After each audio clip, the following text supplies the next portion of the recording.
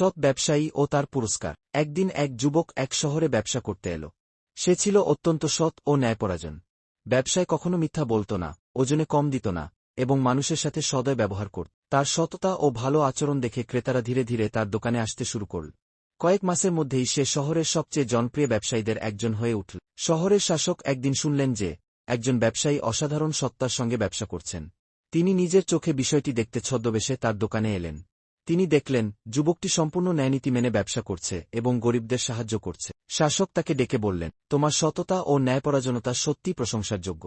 আমি চাই তুমি আমাদের শহরের বাজার ব্যবস্থাপনার দায়িত্ব নাও, যাতে অন্য ব্যবসায়ীরাও তোমার মতো হতে শেখে। যুবক বিনয়ের সঙ্গে বলল, আমি শুধু আল্লাহর সন্তুষ্টির জন্য সৎ পথে ব্যবসা করি।